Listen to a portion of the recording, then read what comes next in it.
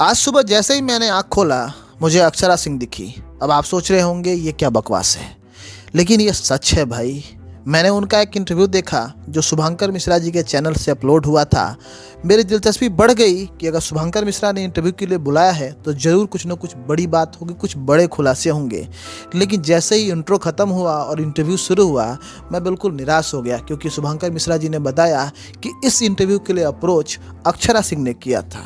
फिर भी मैं सोचने लगा कि अगर आज तक छोड़ के इस बंदे ने इतना बड़ा चैनल बनाया है और बड़े बड़े सेलिब्रिटी के इंटरव्यू करता है, अगर अक्षरा को बुलाया है, भले ही अक्षरा ने अप्रोच किया हो, लेकिन वो इंटरव्यू के लिए मान गया है, तो कुछ ना कुछ बड़ी बात तो आज होगी, कुछ बड़े खुलासे तो आज बिल्कुल होने वाले हैं।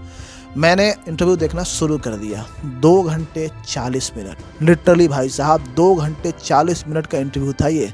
2 घंटे 40 मिनट का इंटरव्यू देखने के बाद मैंने ये महसूस किया कि इससे अच्छी तो मैं कोई भोजपुरी फिल्म देख लेता। 2-4 गाने होते, बढ़िया ठुमके लग जाते, कुछ इंटरटेनमेंट हो जाता है।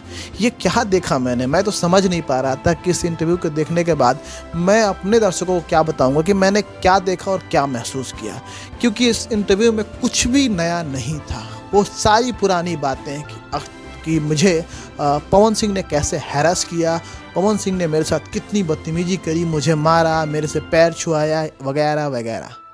ये सारी बातें कहीं से भी जेन्युइन लगती हुई दिखाई नहीं पड़ रही थी, क्योंकि वो ओवर एक्टिंग कर रही थी, कभी रो रही थी, कभी गा रही थी, कभी ऐसी बचकानी हरकतें कह रही थी मुझे पीएम बना दो, कभी कह रही है भाई साहब कोई मुझे चुनाव के लिए अप्रोच करे, मैं चुनाव लड़ना चाहती हूँ।